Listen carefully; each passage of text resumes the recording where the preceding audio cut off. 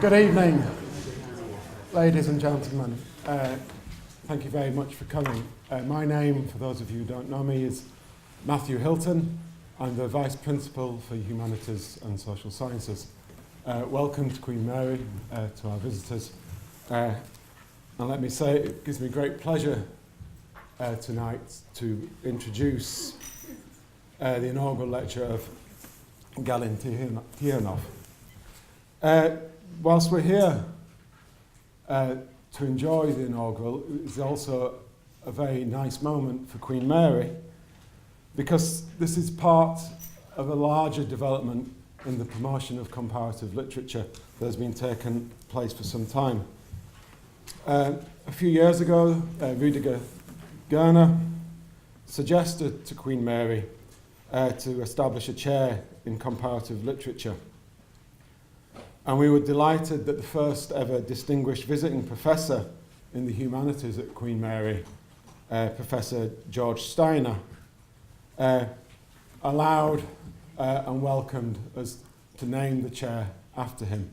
Unfortunately, he could not be here tonight, but we are going to make a DVD of the recording, which we'll be able to send to him, because he's continued to take an active interest in comparative literature at Queen Mary, and will continue to do so.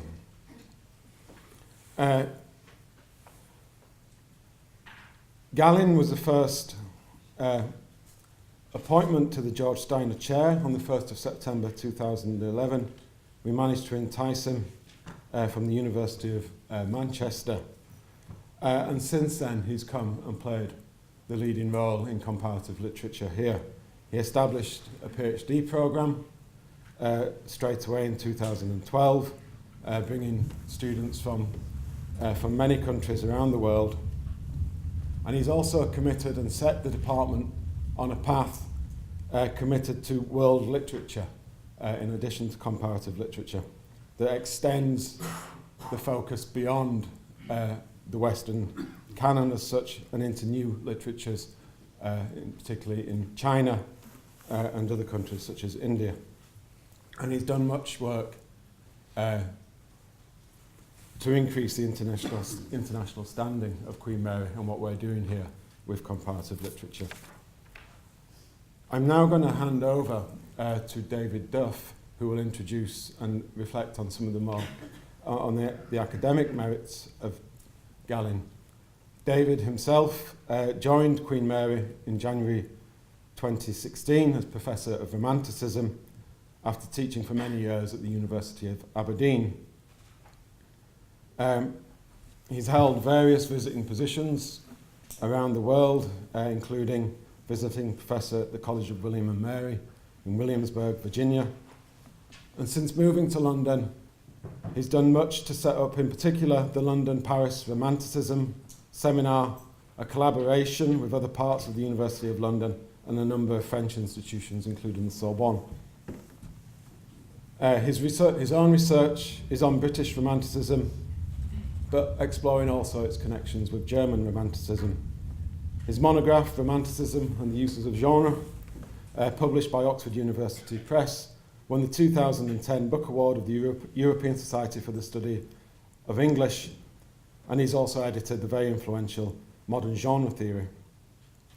His other works include a focus on Shelley, Romance and Revolution.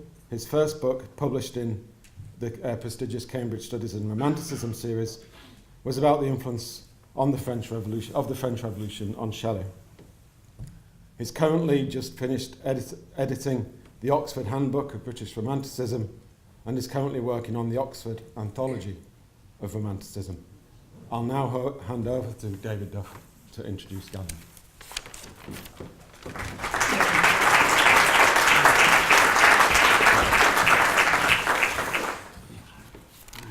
Well, thank you very much. Now, I should say at once that I don't feel remotely qualified to introduce Galin, and not least because I'm so new in Queen Mary. But it's an enormous pleasure to be able to do so, since I'm a great admirer of his work, and we have been good friends since our chance meeting at a conference on the 1790s at Senate House back in 2009. And that was before either of us were working in London, so we were homme de province in the big city. He from Manchester, me from Aberdeen. But what we really had in common was a shared experience of Central and Eastern Europe. And at some level, I think we were both viewing the 1790s, the French Revolutionary decade, through the lens of 1989 and the political transformations that followed from the Round Table talks in Poland and the fall of the Berlin Wall.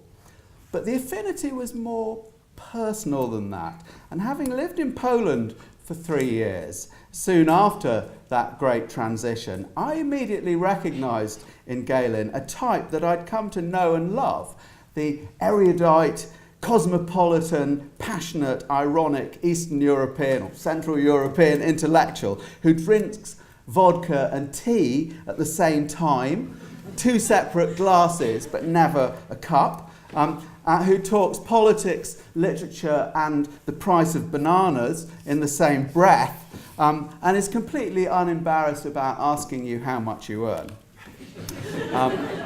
Now, did I discover all this straight away on our first acquaintance? Well, not quite, but it was soon after. And I knew that our friendship was sealed when he said goodbye to me with a big bear hug. None of these effete, British handshakes.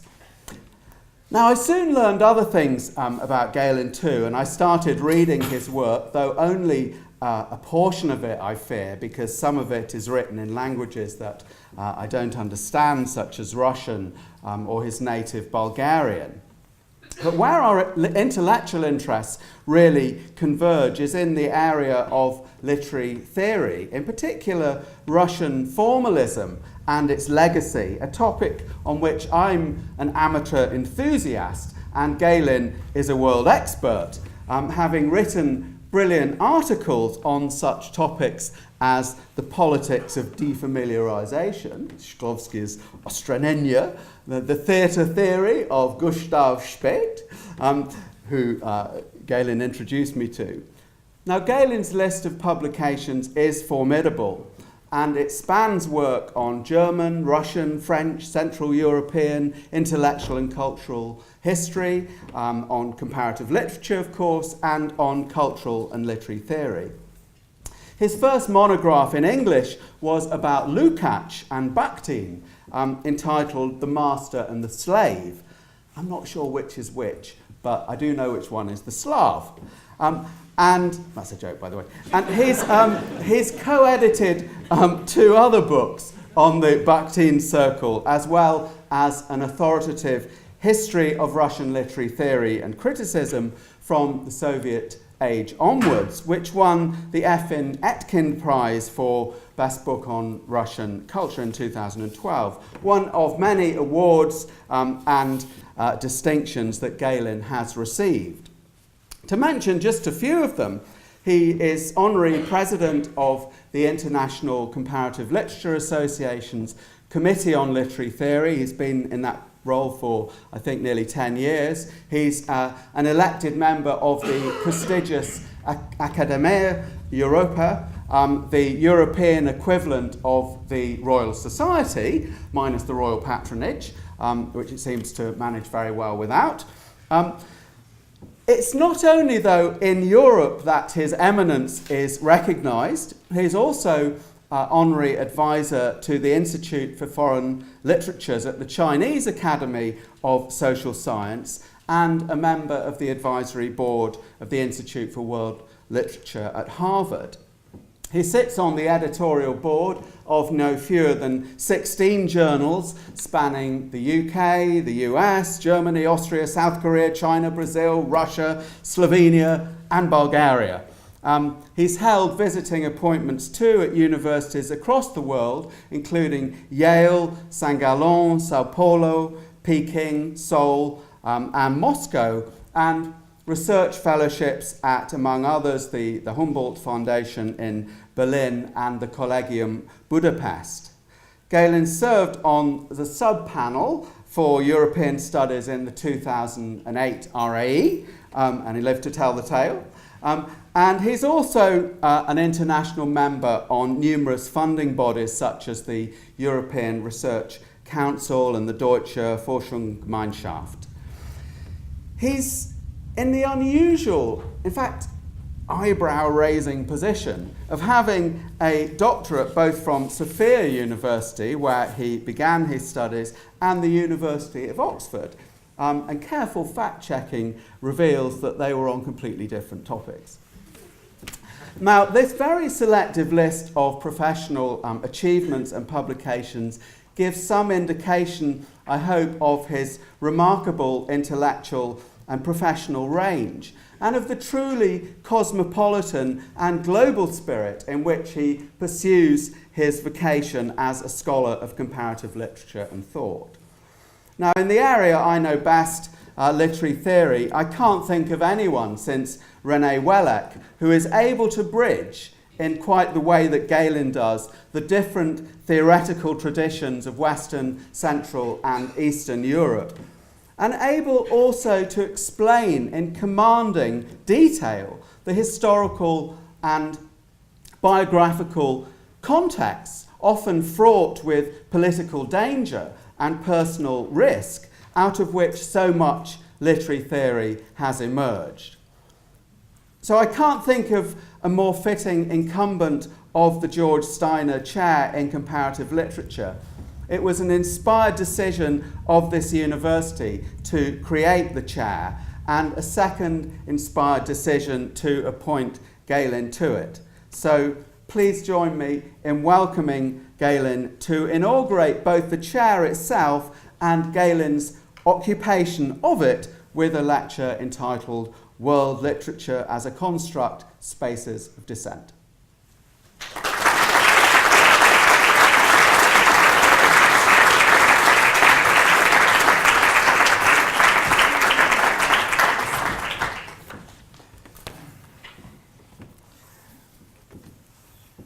Professor Hilton, Professor Duff, dear colleagues and students, friends and guests of the college. I wish to thank you for coming tonight. I'm grateful for the two kind and very generous introductions and for the efforts of those who have worked tirelessly to make this occasion possible. Dr. Margit Dirschel from the Department of Comparative Literature, Hannah Swain and Nikolay Lee from Events, and Jill Evans from the School of Languages, Linguistics and Film. Warmest thanks to my colleagues and students from the Department of Comparative Literature for the joy and inspiration of thinking together.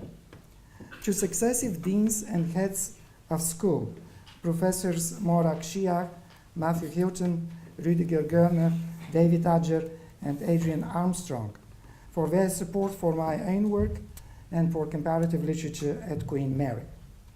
And to my friends, for so many gestures of kindness, large and small, over the years.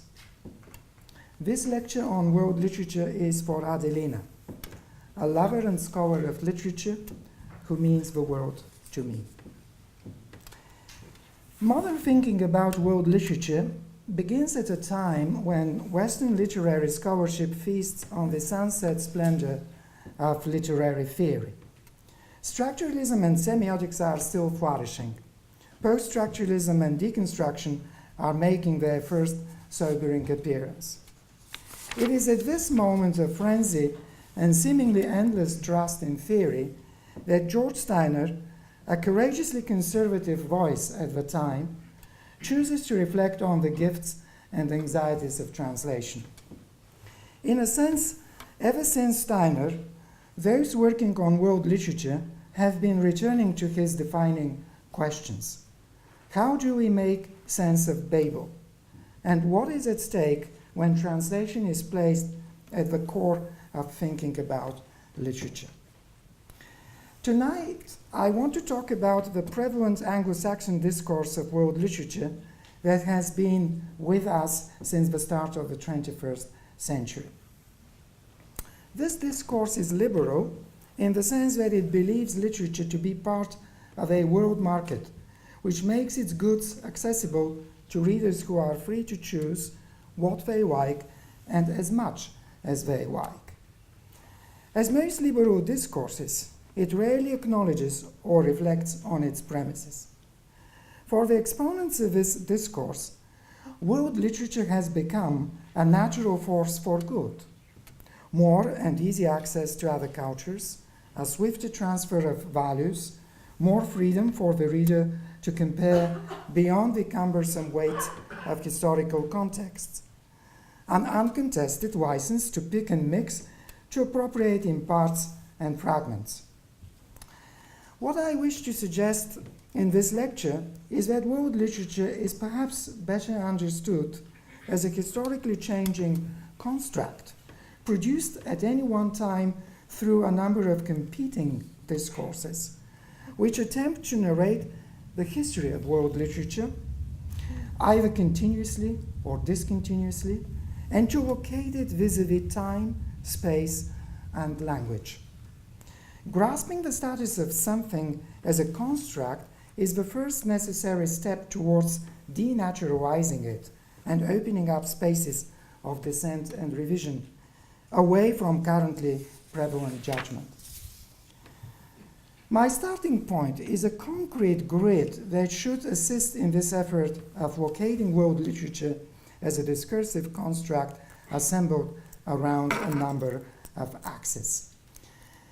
This grid is essentially chronotopic and consists of 4 major reference points. In addition to time, space, and language, I wish to highlight the plane of self-reflexivity, that is, how literature itself reflects on and creates images of world literature. In what follows, I will address these 4 points in 4 corresponding sections: time, space, language, and self-reflexivity. Section 1, time.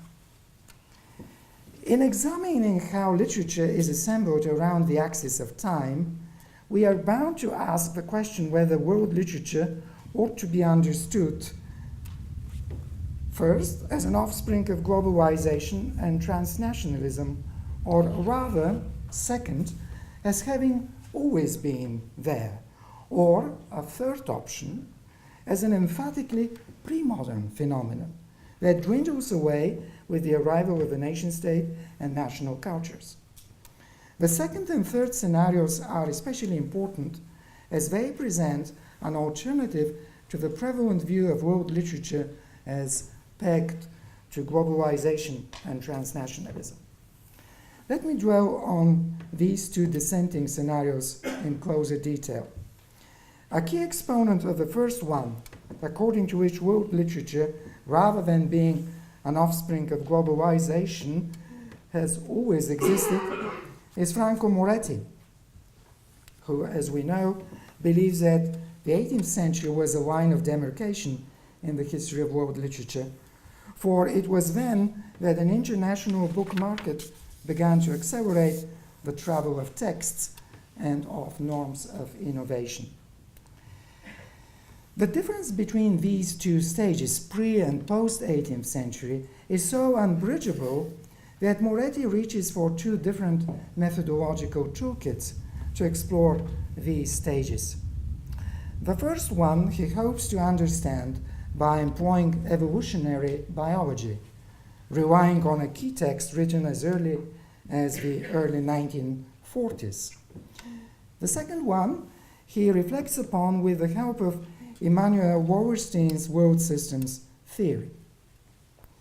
Before Moretti, and unbeknownst to him, Nikolay Conrad, a Russian sinologist and Japanologist, equipped with a longue durée perspective which the study of Chinese literature makes more easily available, had attempted an interpretation of world literature based on the same premise, that it is not the product of late modernity, but a phenomenon that had been there for centuries before that.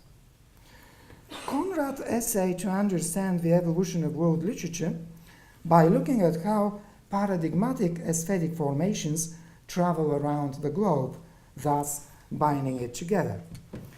The Renaissance, for example, which he took to be a socio-cultural situation of renewal through reconnecting with tradition, had started, according to Conrad, not in Italy, but in China of the 8th century AD, in the so-called Fugu movement. Conrad has been severely criticized for the one-sidedness of this analogy. The criticism stands, but we nonetheless need to understand the logic that underlies and informs his argument. After China, the Renaissance travels to Iran, and only then does it arrive in Europe. Another important aesthetic formation, realism, follows the opposite direction of travel. It begins in Europe. It was in Europe, after all, that the contradictions of capitalism were ripe to capture and analyze in the genre of the novel. Then it crosses over into the Middle East, only to arrive in the Far East as late as the 1920s, 1930s. The breathtaking scale of Conrad's vision of the evolution of world literature clearly prepares the ground for Moretti's own exciting exploration of how the European novel travels to the shores of Brazil and to other parts of the world, and how it changes in the process. The second of these dissenting scenarios begins with the work of Hutcheson Posnet, whose book Comparative Literature, published in London in 1886, is the first in the English language to carry this combination of words in its title. Posnet's approach is that of a historical sociologist of literature who seeks to align the different stages of literary evolution to the evolving forms of the political organization of society. He thus distinguishes between, amongst others, clan literatures, city-state literatures, world literature, wedded to empire as a form of political organization and to increasingly global religions, and finally, national literatures. World literature, as one can see, is here assigned a place in history that identifies it as an earlier stage in the evolution of literature, to be followed by the literatures of the nation states. But the relation of chronological precedence does not carry evaluative connotations. Posnet remains equidistant from the types of literature he describes, a sanguine sociologist facing the need to register the evolution of literature as it tracks the evolution of the ways in which the body politic organizes itself. Not so the participants in the fascinating and until now unregistered Central European debate on world literature that was taking place in the mid-1930s and in the early years of World War II. The stage had been set by Mihály Babič, a Hungarian intellectual of the highest caliber, a poet, prose writer, and literary critic, and a central figure in Nyugat, or the West, the liberal magazine in Budapest that resisted the notion that Hungarian literature is a sanctuary for organic, homegrown uniqueness, safely isolated from the West. In the mid-1930s, Babič published the 2 volumes in Hungarian of his History of European Literature, translated after World War II into German and Italian, in which he proffered a nostalgic reflection on world literature. Like Posnet, Babič saw world literature as but a stage in the evolution of literature. It was tied to cultural and political formations that preceded the nation-state. Greece and Rome exemplified for Babič the space of world literature sustained by the two great shared languages of European culture, Greek and Latin. Unlike Posnet, however, Bobic strikes an elegiac note, lamenting the loss of world literature. With the arrival of the nation-state, and especially since its rise across Central and Eastern Europe after World War I, world literature was gradually diminished and eventually made impossible by the unrelenting strife and bickering amongst the small states of Europe, each of them championing its own language. Unabashedly Eurocentric, Bobic's version of world literature is indicative of slightly later attempts, notably by Ernst Robert Curtius, to reconstruct the unity of European culture by recasting it as a phenomenon of the past that holds lessons for the future. Bobic's line is continued, but also departed from, by Untitled Chapter, a Hungarian Jewish intellectual and a representative of a brilliant generation of Central European essayists between the world wars, who was to perish in a concentration camp in January 1945. Sharp, in his own History of World Literature, published in Hungarian in 1941 and translated into German in 2016, is less inclined to lament the collapse of world literature since the arrival of the nation-state and nationalism. While he recognizes the loss of shared cultural legacy and shared languages, he is more relaxed about the role of national cultures. His discussion of Scandinavian literatures, for example, directs attention to the national as a gate through which previously unnoticed literatures are drawn into the orbit of world literature. Thus, to sum up, Central Europe and Russia have supplied multiple voices of skepticism. Conrad's, Bobic's, and Sharp's work on world literature is a healthy antidote to the overwhelming current consensus according to which world literature is conditioned by the rise and is embedded in the rise of the current forms of globalization and transnationalism. Section 2, Space.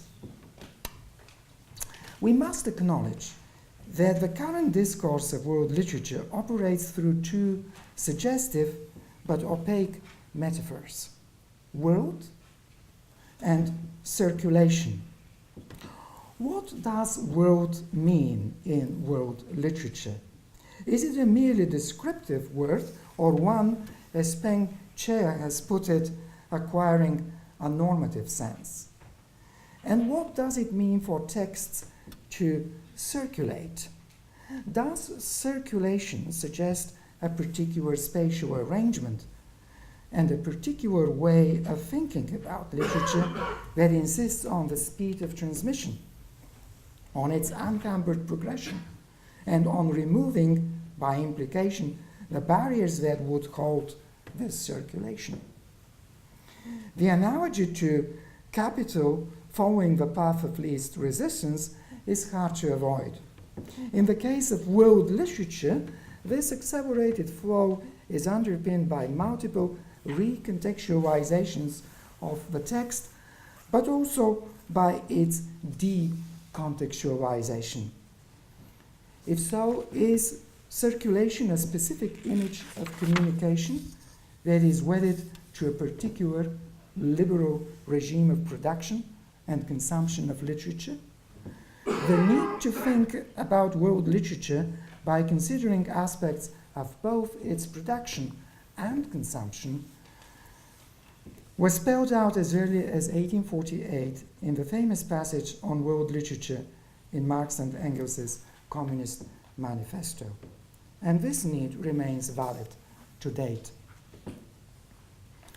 Or perhaps we should read the metaphor of circulation more charitably, as a figure that describes the drawn-out process of a text journeying beyond its environment, with an implicit promise of returning enriched by other cultures' interpretations.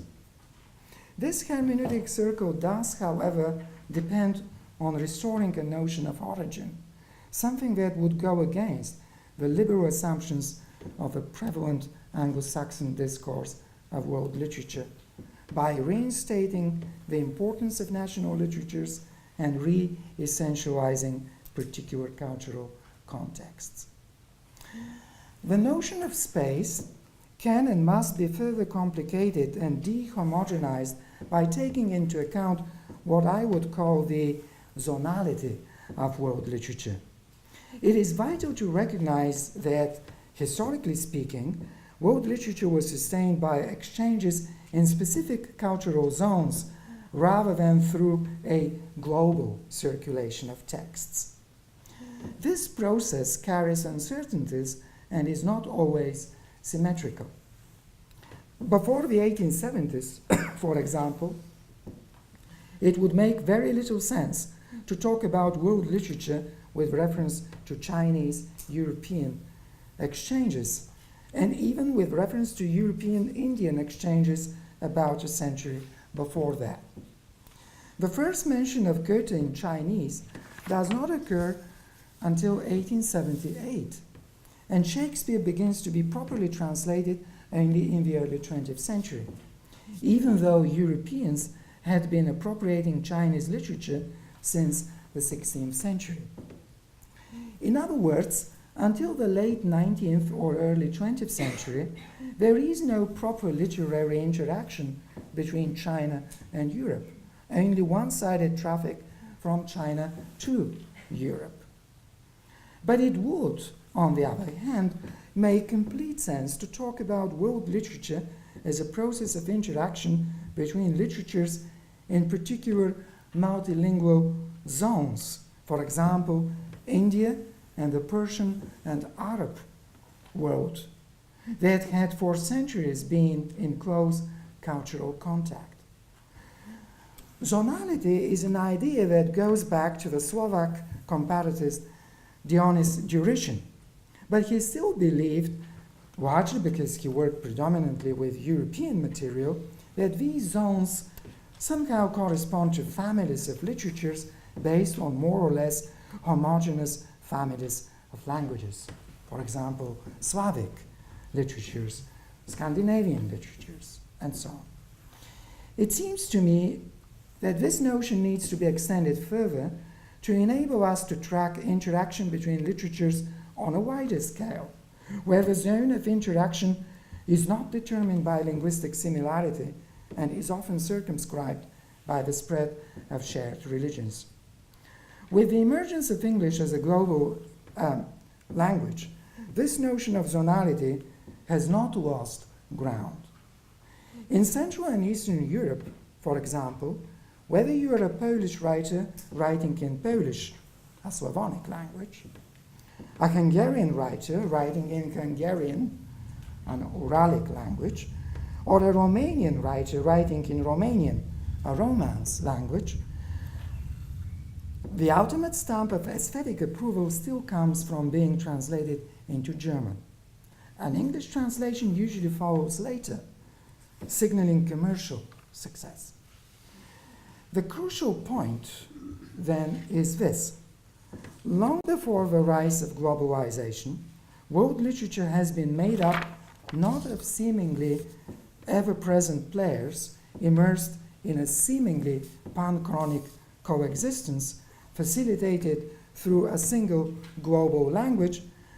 Rather, world literature has been and continues to be made up of interactions between historically shifting and zonally organized participants whose outreach to other zones proceeds at varying pace and through different hubs of mediation.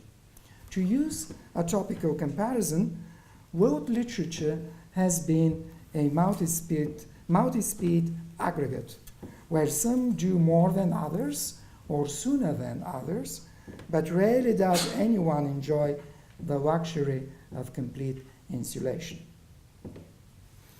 Section 3, language. To understand world literature as a specific construct, we must ask the unavoidable question about the vocation of world literature vis-à-vis language, which has important consequences for how we interpret the dispersed legacy of modern literary theory. This question appears to be banal at first sight, yet there could not be a more fundamental question when it comes to how we think about literature than the question of language. Here we need to confront the issue of translation and recognize its legitimacy, not just with reference to current debates between those who champion the beneficial role of translation and those who treasure the idea of untranslatability, but by going to the very origins of modern literary theory, the work of the Russian formalists. Do I dare disappoint David? My contention here is that we need to begin to understand the current Anglo-Saxon discourse of world literature, in which the legitimization of reading and analyzing literature in and through translation plays a pivotal role, as an echo of and a late intervention in a debate that begins in the early days of classic literary theory. By classic literary theory, I mean here the paradigm of thinking about literature that rests on the assumption that literature is a specific and unique discourse, whose distinctiveness crystallizes around the abstract quality of literariness. This way of thinking about literature begins around World War I and is largely dead by the 1980s. But it does not disappear without leaving behind a dissipated legacy consisting in rehearsing, in various ways, the question of the centrality or otherwise of language in how we understand literature. The current debate on world literature, I submit, is part and parcel of this dissipated legacy of classic literary theory, reenacting the cardinal debate on whether one should think literature within the horizon of language or beyond that horizon. It is important to insist on the current Anglo-Saxon discourse of world literature being an extension of these earlier debates on language and literariness originating in classic literary theory, not least because, like so many other discourses of liberal persuasion, it too often passes over in silence its own beginnings, leaving them insufficiently reflected upon, at times even concealing or naturalizing them. As is well known, the Russian formalists agreed that what lends literature its specificity is literariness. But we tend to forget that they disagreed on what constitutes literariness. Roman Jakobson believed that literariness is lodged in the intricate and fine-grained workings of language. To him, only the language of the original matters, as this intricacy cannot be captured in translation. Not by chance does Jakobson spend his entire career, when it comes to literary scholarship, analyzing texts written in verse, basing his work on the language of the original. Shklovsky, Eichenbaum, to some extent also Tihanov, on the other hand, believe that the effects of literariness are also, and in a sense primarily, produced on levels above and beyond language. In a striking difference to Jakobson, Shklovsky in particular chose to analyze prose rather than poetry, and to do this in translation. It is the level of composition rather than the micro level of language that claimed Shklovsky's attention when trying to explain the effects of literariness. The famous distinction between plot and story, for example, works with undiminishing validity also when we read in translation. We do not need the language of the original to appreciate the transposition of the material and its reorganization through retrospection, retardation, and so on and so on. Moreover, Shklovsky and Tihanov proved that even on the level of style, the language of the original is not the only vehicle of literariness. The parodic aspects of Don Quixote, for instance, can be gleaned and grasped also in translation, provided we have some background knowledge of chivalric culture and its conventions. Thus, the Russian formalists' internal debate on what constitutes literariness had the unintended consequence of lending ammunition and justification to those, like Damrosch, who believe in the legitimacy of reading and analyzing literature in translation. The current liberal discourse on world literature, then, is an iteration of this principal question of classic literary theory. Should one think literature within or beyond the horizon of language? This specific iteration recasts this question while retaining its theoretical momentum. The Russian formalists were facing the foundational conundrum of literary theory: how to account for literariness with reference to both individual languages and language per se. If their response was to be seminal in terms of theory, it had to be a response that addresses both the singularity of language, the language of the original, and its multiplicity, the multiple languages in which a literary text reaches its potential audiences. No claim to theory would lawfully exist unless literariness could be demonstrated to operate across languages in an act of continuous estrangement from the language of the original. The liberal Anglo-Saxon discourse on world literature, foremost in the work of David Damrosch, has proceeded in the steps of the formalists, never explicitly engaging with their writings by foregrounding the legitimacy of working in translation. Damrosch has implicitly confronted the tension between the singularity and multiplicity of language by concluding that studying literature in the languages of its socialization is more important than studying it in the language of its production, not least because this new priority restricts and undermines the unhealthy monopoly of methodological nationalism in literary studies. Of course, that languages of creation and socialization can also coincide, and the implications flowing from this, especially where this coincidence involves a global language such as English, is something worth thinking about. Section 4, self-reflexivity.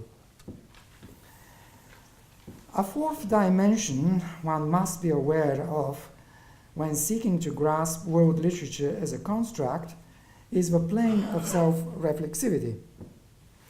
It is in this plane that literature functions as an indispensable supplier of much-needed skepticism vis-à-vis the current notion of world literature. I have to emphasize here the fact that literature's self-reflexivity should not be reduced to, and indeed should be distinguished from, intertextuality. The project of intertextuality began life in the mid-1960s by dislodging Bakhtin's dialogism from his ultimately ethical theory of art, in which notions such as voice, dialogue, and polyphony had recognizable moral overtones.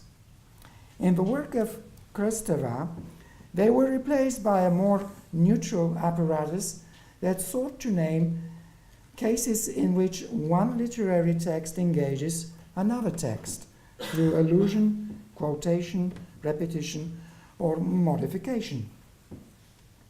In the current Anglo-Saxon discourse on world literature, Kristev's neutrality is suspended in favor of celebrating the capacity of literary texts to weave their dense intertextual networks across time and space, thus demonstrating world literature's own reproductive powers.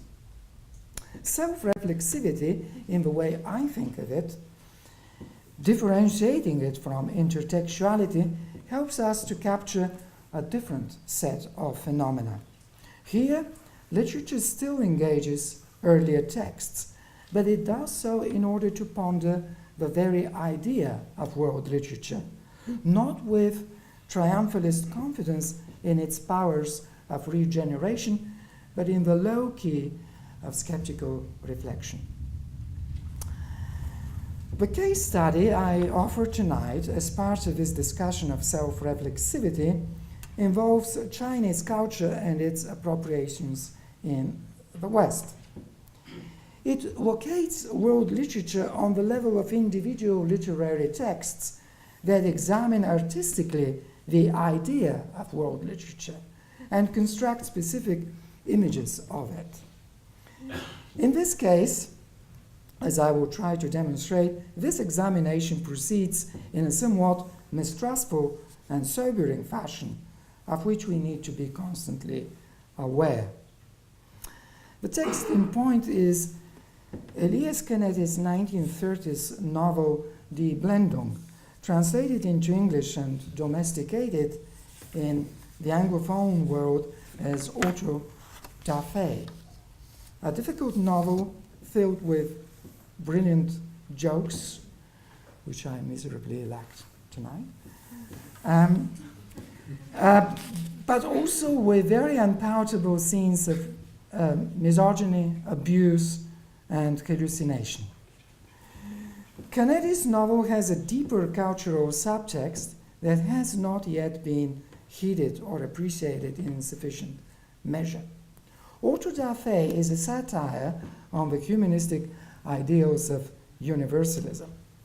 It is a counter-enlightenment novel that punishes the hubris of believing in pure reason and boundless humanity. Unnoticed so far has remained Canetti's subtle mockery of the idea of Weltliteratur, world literature, a notion coined about half a century before Goethe by Wieland and Schlözer. Especially relevant here is Schlözer's usage. Having returned from St. Petersburg after a long stay there, August Schlözer was appointed professor of Russian literature and history at Göttingen in 1769.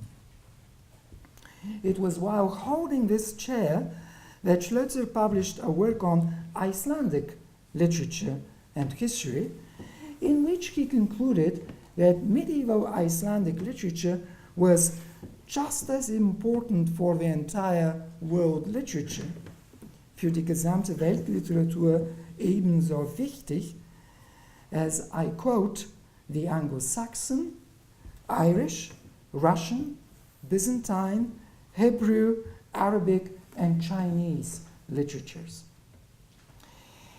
It is very important to note here that the idea of world literature begins life not amongst writers or narrowly specialized literary scholars, but at the hands of a historian. As a historian, Schlözer wanted to understand the past lives of particular cultures, and he believed that the Icelandic genre of the saga could give scholars an insight into the organization of family relations and inheritance in the Middle Ages. Literature, from his perspective as a historian, had a distinctly utilitarian value as provider of information about alien cultures and past epochs. It is this utilitarian perspective that enables Schlözer to soften the distinction between great and small literatures, a gesture that may appear radical even today, by declaring Icelandic literature to be as important as the 7 great literatures he enumerates. Schlotzer's notion of world literature reflects the Enlightenment's exploratory drive and ambition to expand the pool of available cultural evidence. This entailed inclusion of that which had previously been regarded as peripheral or simply non-extant. The revision of the Eurocentric cultural model that was to become the ultimate, not immediate, outcome of this process underpins our modern idea of world literature, in which the Western canon is but a constituent part of a larger and much more diverse repertoire. Only slightly later than Schlözer, Herder's Volkslieder, in the first version of 1778-79, comprised samples of oral poetry from as far afield as Peru. The second edition, Stimmen der Völker in Liedern, 1807, extended this curiosity to Madagascar. Canetti's auto da fe cannot be grasped outside this framework of a boundless humanity that offers its cultural gifts to the discerning and appreciative European. Not by accident is Peter Keen the main character in the novel a sinologist, Chinese literature having been recognized as a constituent part of world literature by both Schlözer and Goethe, who tells Eckermann of his delight in reading a Chinese novel. As we know, Goethe was actually reading a second-rate Chinese novel, and he was doing so not in German, but in a French translation, the ultimate cosmopolitan experience, one might argue, that is meant to create a space of freedom from the intrusive national pictures of the world conveyed by the respective national languages, Chinese or German, and to minimize the lure of self-identification with a national culture. Keine menschliche Literatur war ihm fremd. No branch of human literature was unfamiliar to him. This is how Peter Keen is introduced to the reader early on, with an added remark on his knowledge also of Sanskrit, no doubt a jibe at the romantic preoccupation with ancient India, of Japanese, and of course of the Western European languages. Keen, in other words, is a philologist par excellence, a model scholar of world literature in its enticing totality. He had not succumbed to the recent fads of superficially praising Japanese and Chinese art, which had been so much a part of European middle-class demeanor since the late 19th century. Instead, he walks around as a veritable encyclopedia of Chinese and other Eastern cultures, to which he relates with expert understanding and informed restraint. And yet, Keen himself gives the lie to this humanistic embrace of world literature. Literature to him, in the end, is the sum total of dead manuscripts and old inscriptions, rather than the living word of, say, a novel. For Keen, novels furnish pleasure at a prohibitive cost. They crack open, as Canetti puts it, the otherwise monolithic personalities of their readers by enticing them into sympathizing with characters who hold dear values that may well differ from their own. This turns the novel into a rather dangerous genre, an instrument of unhinging and dislocating the reader from a space of moral certitude into a zone of unfamiliarity, dizziness, and perilous self-reliance. For that reason, just as in Plato's Republic, Keen believes that literature, if exemplified by the novel, as is the case in modernity, should be prohibited by the state. Canetti thus ultimately parodies the humanistic idea of cosmopolitan culture, and with it, the Enlightenment notion of world literature as one of its indispensable manifestations. Chinese philosophy and culture in Kennedy's novel should not be taken at face value. Kennedy deliberately skews, misreads, and manipulates his sources. The end result is a caricatured emblem of cultural harmony and the deliberately debased ideal of world literature and cosmopolitanism, emptied of its core notion of diversity and difference. Part and parcel of this parodying of world literature is the very motive of the Battle of the Books, a topos in European literatures that goes back to Cervantes and Swift. Revealingly, Peterkin reorders the books in his library with their spines turned to the wall, exactly the opposite to what we have in holding slide that Hannah Swain so kindly produced. So the spines are turned to the wall, introducing anonymity and obliterating any trace of difference. The novel, then, is a celebration not of the uniqueness of singular cultures, nor indeed of their supposed interaction.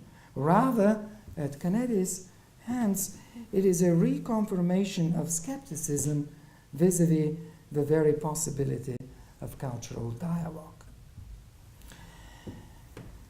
Kennedy's novel draws attention to this extremely important meta-level of reflection on world literature, in which literature itself ponders the idea of world literature, always from a specific and thus limited cultural perspective.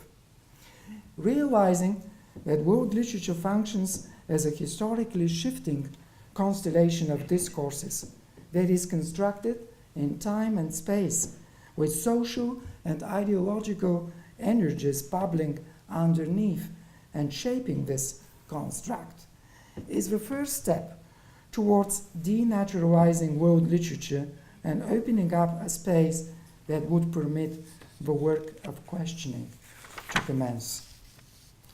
Literature itself is an ally in this process. Its capacity for self-reflexivity, as Kennedy's novel demonstrates, assists us in jettisoning the idea that world literature is a natural byproduct of globalization, which repels skepticism and disables the drive towards a closer inspection of its often unspoken premises. There are many reasons to read and study literature. From the instant gratification it can so effortlessly bring, to the succor derived from living through profoundly transformative yet vicarious experiences. Tonight, I wish to close with a renewed call to celebrate the powers of literature to imbue skepticism, lingering, enriching, edifyingly corrosive, and praise literature's resilience to do so in the midst of a fast-changing world in which the lure of collective radicalisms is seldom far away. Thank you.